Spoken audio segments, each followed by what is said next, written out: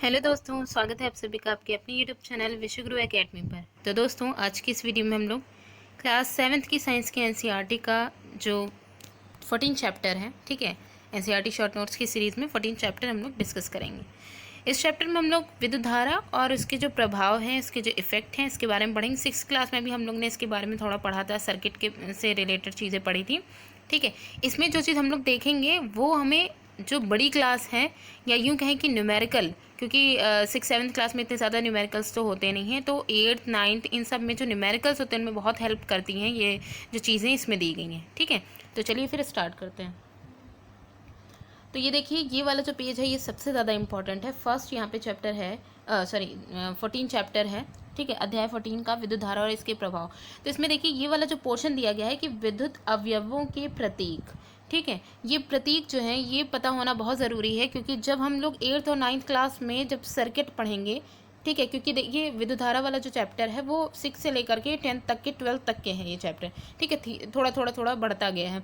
तो ये जो मतलब कि सिंबल्स हैं ये हमको मेनली सर्किट पढ़ने में बहुत हेल्प करेंगे। तो हम पहले ये देख लेते हैं कि इन सिंबल्स में क्या क्या दिया गया है।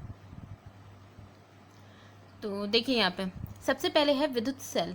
विद्युत सेल जो इस तरीके से दिखाया गया है, जिसका पॉजिटिव और नेगेटिव टर्मिनल दिखाया गया है। तो इनमें यहाँ पे देखिएगा कि ये इसका जो प्रतीक होता है वो इस तरीके का होता है। विद्युत सेल जो होता है इसका प्रतीक ऐसा होता है, इसमें जो बड़ा और पतला जो है, लंबा और पतला जो साइन है वो पॉजिटिव टर्मिनल का होता है, ये वाला जो होता है ये पॉजिटिव होता है, और इधर जो मोटा और छोटा है, ठीक है, वो कैसा होता है, नेगेटिव टर्मिनल होता है। तो ये सेल का बताया गया है कि इसी सर्किट में अगर जब सर्किट को हम वायर से जोड़ते हैं, ठीक है, तो पॉजिटिव टर्मिनल किधर जोड़ रहा है, नेगेटिव टर्मिनल किधर जोड़ रहा है, तो उसकी पहचान हम इस तरीके से कर सकते हैं। नेक्स्ट देखिए यहाँ पे विद्युत बल्ब का दिखाया गया है। ये विद्युत बल्ब जो है जब ये सर्किट में जुड़ता है, तो सर्किट जब हम लोग जो है खाली पेंसिल इरेजर से यूज़ करके इसका बनाते हैं, ठीक है, पेपर पर मतलब सर्किट अगर बना रहे होते हैं तो उसमें जो बल्ब का सिंबल बनाते हैं तो वो इस तरीके का होता है, ठीक है। इसके अलावा स्विच ऑन, क्योंकि एक सर्किट में स्विच भी ज़रूरी होता है, और स्विच रियल में जो हम लोग एक्सपेरिमेंटल अगर देखा जाए तो इस तरीके का बनता है, लेकिन अगर हम डायग्राम बनाएंगे तो डायग्राम में जो हम स्विच को दिखाएंगे तो वो इस तरह से रहेगा, ठीक है। ये दोनों उसकी जो है पिन हो जाएंगे, जैसे फिक्स है, और ये ऊपर नीचे मतलब ओपन और क्लोज की कंडीशन। तो अभी फ़िलहाल के लिए ये जो स्विच है वो यहाँ पे ऑन की कंडीशन है, यानी परिपथ अभी बंद है, ठीक है। परिपथ जब बंद होता है तो यानी इलेक्ट्रिसिटी का फ्लो हो रहा है, ठीक है। नेक्स्ट देखिए यहाँ पे है दूसरा वाला, यहाँ पे ये वाला जो दिखाया गया है ये है, ये स्विच ऑफ की कंडीशन यहाँ पे दिखाई गई ये वाली, ठीक है। ये स्विच ऑन की कंडीशन है, ये स्विच ऑफ की कंडीशन है। स्विच ऑफ की कंडीशन में देखिए यहाँ पे वायर जो है ये जो फिक्स था वो हट गया है, यानी कि जो सर्किट है वो ओपन हो गई है, ठीक है। सर्किट ओपन होने का मतलब कि अब जो इलेक्ट्रिसिटी का फ्लो जो बना हुआ था वो ब्रेक हो चुका है, तो ये स्विच ऑफ की कंडीशन है, ठीक है, ऑफ की कंडीशन है। इसके बाद ये है बैटरी। बैटरी में हम लोग जानते हैं कि वही सिमिलर जो है प्रोसेस सेल वाली ही रहती है, नेगेटिव और जो है पॉजिटिव टर्मिनल होता है, लेकिन बैटरी क्या होती है, कई सारे सेलों का अरेंजमेंट होती है। आप यहाँ पे देख सकते हैं पॉजिटिव और नेगेटिव टर्मिनल आपस में एक दूसरे से अल्टरनेटिव जो है कंडीशन में जुड़े हुए हैं। तो कई सारे सेल जब एक साथ जुड़ जाते हैं तो वही हमारी क्या कहलाती है, बैटरी कहलाती है, ठीक है। इसके अलावा ये होते हैं संयोजी तार। ये जो संयोजी तार होते हैं यही हमें फिक्स करने का काम, अब जैसे मान लीजिए ये पूरा हमने बैटरी सिस्टम बना रखा है, तो यहाँ पे जो ये वायर लगा रखा है उसका एक सिरा इससे जुड़ा हुआ है, दूसरा सिरा किसी जो है मतलब बल्ब से या किसी भी चीज़ से हम उसको जोड़ सकते हैं, तो ये एक तरीके से संयोजी तार का काम हो जाएगा, ठीक। तो ये कुछ चीज़ें थी, और संयोजी तार को आप देख सकते हैं कि जब आप सर्किट में इसको दिखा रहे होंगे तो आप एक सीधी सी लाइन ऐसे खींच देंगे, ठीक है। तो इस चैप्टर का ये जो पहला वाला पेज था ये बहुत ही ज़्यादा इंपॉर्टेंट था। अब नेक्स्ट देखिए, नेक्स्ट में है कि स्विच ऑन की कंडीशन। स्विच ऑन की कंडीशन कब होती है, जब परिपथ पूरा होता है या परिपथ बंद की स्थिति में होता है, परिपथ कंप्लीट हो या बंद की स्थिति में हो, तब जो है विद्युत धारा का, और उस परिपथ में क्या होता है, विद्युत धारा प्रवाहित होने लगती है जब क्लोज की कंडीशन होगी, ठीक है। तो वही हम कहेंगे कि वो स्विच ऑन की कंडीशन है, ठीक है। और स्विच ऑफ की कंडीशन कब रहेगी, जब परिपथ में लगा स्विच ऑफ की स्थिति में होता है तो परिपथ अधूरा होता है या खुला रहता है, अधूरा रहता है या खुला रहता है। ऐसी स्थिति में परिपथ में विद्युत धारा प्रवाहित नहीं होती है, ठीक है। नेक्स्ट है विद्युत धारा का तापीय प्रभाव। विद्युत धारा का तापीय प्रभाव बहुत ही ज़्यादा इंपॉर्टेंट है। तो वो होता क्या है, इसे देखते हैं। जब किसी तार, जैसे यहाँ पे नाइक्रोम का तार लिया गया है, उससे कोई विद्युत धारा प्रवाहित होती है। जैसे नाइक्रोम का तार जो होता है, ये इसमें जब इलेक्ट्रिसिटी फ्लो होती है तो ये रेड कलर का हीट होते होते ये रेड कलर का जो है दिखने लग जाता है। तो हमें मेनली जो है मतलब इसमें से हीट महसूस होती है, ठीक है। तो विद्युत धारा इसमें प्रवाहित होती है। तो ये कैसा होता है, तप्त, रक्त तप्त हो जाता है। इसे विद्युत धारा का तापीय प्रभाव कहते हैं। यही जब जो वायर है वो जब तप्त हो जाता है, हीट मिलने पर या विद्युत धारा मिलने पर गर्म हो जाता है, तो इसी को ही हम तापीय प्रभाव कहते हैं। किसी तार से उत्पन्न ऊष्मा का परिमाण उस तार की पदार्थ, जो ऊष्मा उत्पन्न हो रही है, जो हीट प्रोड्यूस हो रही है, वो उस तार के पदार्थ, उसकी लंबाई और तथा उसकी मोटाई पर निर्भर करता है, ठीक है। अभी आप जब एग्जाम्पल देखेंगे तो इसमें देखिएगा उदाहरण में, जैसे विद्युत तापक, जैसे हीटर का जो वायर होता है उसमें आप देखिएगा कि इसकी कितना मोटा वायर होता है, ठीक है। तो यही है, पदार्थ की लंबाई और साथ ही साथ उसकी मोटाई पर भी निर्भर करता है जो ये ऊष्मा कितनी प्रोड्यूस करेगा, ठीक है। इसके अलावा आपने विद्युत बल्ब देखा होगा कि विद्युत बल्ब जो है उसका मतलब उसका टंगस्टन का वायर होता है, ठीक है, और वो इतना पतला होता है, लेकिन फिर भी उसकी जो है मतलब उसका जो गलनांक होता है वो बहुत ही ज़्यादा हाई होता है, ठीक है। तो वो जब गर्म होता है, तो वो गर्म होने के बाद, पहले जब इलेक्ट्रिसिटी इसमें जाती है तो गर्म होने के बाद वो हीट प्रोड्यूस हो रहे हैं, तभी वो चमकदार तरीके से वो हमको दिखने लगता है। तो आप कुछ देर देखेंगे कि अगर आप उसके जलने के बाद उसको टच करके देखेंगे तो वो काफ़ी ज़्यादा गर्म होगा, ठीक है। इसके अलावा प्रेस जो है वो भी विद्युत धारा के तापीय प्रभाव पर वर्क करता है। उसके अंदर जो एलिमेंट वगैरह रहते हैं वो जब गर्म होते हैं तभी जो है उसके तापीय प्रभाव ही मेनली जो है इंपॉर्टेंट होता है इसमें। हेयर ड्रायर जो होता है वो भी इसी पर ही वर्क करता है, ठीक है। स्ट्रेटनर जो होता है वो भी इसी पर ही वर्क करता है। तो ऐसे बहुत सारे एग्जाम्पल है। आप यहाँ पे कुछ एग्जाम्पल देख लीजिए, जैसे ये हीटर का दिखाया गया है, ठीक है, और ये यहाँ पे प्रेस का ये एलिमेंट वगैरह दिखाया गया। बल्ब जो है, बल्ब का जो ये वायर है, जो इसका फिलामेंट है, वो किस तरीके से जो है मतलब किस तरीके से हीट प्रोड्यूस करेगा और फिर उसके बाद लाइट प्रोड्यूस करेगा, ठीक है। तो ये मतलब कि जो है ऊर्जा, जो लाइट है वो भी प्रोड्यूस कर रहा है, साथ ही साथ हीट भी प्रोड्यूस कर रहा है। इसके अलावा यहाँ पे कुछ और एग्जाम्पल दिए गए हैं, जैसे यहाँ पे आपने ट्यूबलाइट देखा है, बल्ब का भी यहाँ पे एग्जाम्पल रखा है, CFL है और साथ ही साथ LED भी है। तो इन सब का यूज़ क्यों हुआ, ये इनको लाने की ज़रूरत क्यों पड़ी, उसे देखते हैं। तो यहाँ पे नोट में हम लोग देख लें, क्योंकि देखिए इसके बारे में थोड़ा जानना ज़रूरी है। और कभी कभी मेनली ये इसलिए भी रखा गया है क्योंकि इनके नाम जो हैं ये बहुत ही ज़्यादा कन्फ्यूजिंग है, तो इनके नाम आपको पता होना ज़रूरी है, ठीक है। तो देखिए, ताप दीप्त बल्ब, वही जो हम लोग नॉर्मली जो बल्ब यूज़ करते हैं, वो प्राय विद्युत का एक भाग ऊष्मा उत्पन्न करने में व्यय कर देते हैं। उनमें से जब इलेक्ट्रिसिटी फ्लो होती है तो वो जो है लाइट प्रोड्यूस करने के साथ साथ हीट भी प्रोड्यूस करने लग जाते हैं। तो उनका ऊष्मा का मतलब ऊष्मा उत्पन्न करने में उनका जो विद्युत है उसका जो है एक भाग उसमें चला जाता है।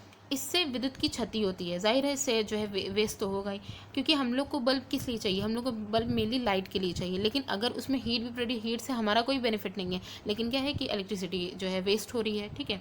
प्रतिदीप्त नलिकाएं, प्रतिदीप्त नलिकाएं किसे कहते हैं, फ्लोरेसेंट ट्यूबलाइट। तो जो ट्यूबलाइट हम लोग अपने घरों में यूज़ करते हैं उनको हिंदी में प्रतिदीप्त नलिकाएं कहते हैं। तथा संहत प्रतिदीप्त नलिकाएं, जिनको हम CFL बोलते हैं, ठीक है। तो इसको जो है संहत प्रतिदीप्त जो लैंप हैं यानी CFL, और यहाँ पे ट्यूबलाइट और CFL इनसे बेहतर है, किससे, जो तापदीप्त जो बल्ब हम लोग नॉर्मली यूज़ करते हैं उससे, ठीक है। तो इनसे ये दक्ष स्रोत हैं, क्योंकि क्यों है, परंतु मतलब ये देखिए दक्ष स्रोत इसलिए कहेंगे क्योंकि मेनली जो हार्मफुल अगर है बल्ब तो वो इसलिए है क्योंकि इसमें हमें लाइट चाहिए है और वो हीट की वजह से वो मतलब इलेक्ट्रिसिटी का ज़्यादा यूज़ कर रहा है, ठीक है। और ये जो CFL और ट्यूबलाइट वगैरह है ये हीट प्रोड्यूस नहीं करते हैं, ठीक।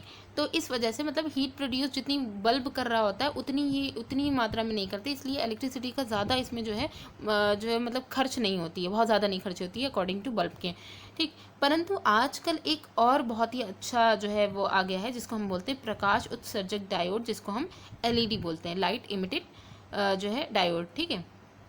इसका प्रयोग तीव्रता से हो रहा है आजकल। अगर देखा जाए तो LED का बहुत ही ज़्यादा यूज़ हो रहा है, लगभग सभी घरों में अब LED ही है, ठीक है। रोड लाइट, यहाँ तक कि रोड लाइट पे जो रोड लाइट लगी होती हैं वो भी अब LED इसमें बल्ब यूज़ होने लग गया है, क्योंकि ये कम विद्युत उपयोग करता है। साथ ही साथ ट्यूबलाइट CFL, ये पहली बात तो इलेक्ट्रिसिटी बहुत ही कम मात्रा में यूज़ करता है और फिर इस पर लाइट तो प्रोड्यूस करता ही करता है। साथ ही साथ एक और बेनिफिट होता है, ट्यूबलाइट और CFL में पारे की वाष्प पारा जो होता है इसकी वाष्प जो है इसमें यूज़ होती है, और जो कि हम जानते हैं कि पारा विषैला होता है, ठीक है। तो ये वाष्प इसकी जो है वो भी विषैली होती है, इसलिए ख़राब होने पर इनका निपटारा सावधानीपूर्वक करना चाहिए। जैसे जब ये ख़राब हो जाते हैं, ट्यूबलाइट वगैरह या सेफल वगैरह ख़राब हो जाते हैं, तो इनका बहुत ही सावधानी से इनका जो है मतलब कि निपटारा करना चाहिए, हटाना चाहिए जो भी, ठीक है, क्योंकि इसमें जो गैस भरी रहती है वो बहुत ही हार्मफुल होती है। नेक्स्ट देखिए, ये यहाँ पे है विद्युत फ्यूज़। विद्युत फ्यूज़ जो है ये हमारे घर के जो इंस्ट्रूमेंट हैं इनकी सेफ्टी के लिए बहुत ही ज़्यादा इंपॉर्टेंट है। तो विद्युत फ्यूज़ की वर्किंग बहुत इंपॉर्टेंटली पूछी जाती है कि होता क्या है। विद्युत फ्यूज़ एक सुरक्षा युक्ति है, इसमें विशेष प्रकार का तार लगा होता है विद्युत फ्यूज़ में।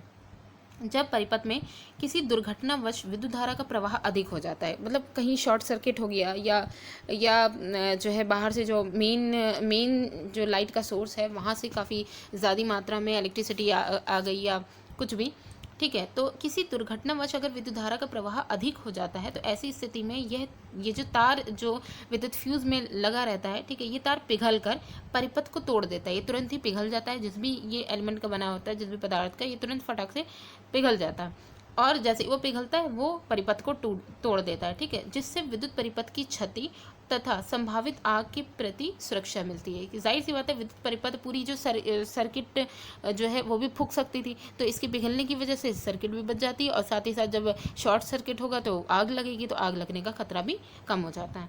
पर आजकल एक बहुत ही इम्पॉर्टेंट, बहुत ज़्यादा जो है मतलब फेमस है, मतलब बहुत ज़्यादा जो है यूज़ की जा रही है, वो क्या है, फ्यूज़ के स्थान पर लघु परिपथ विच्छेदक, जिसे हम एमसीबी कहते हैं। आजकल लगभग सभी घरों में एमसीबी का यूज़ किया जा रहा है, ठीक है। एमसीबी का उपयोग ये बढ़ता जा रहा है।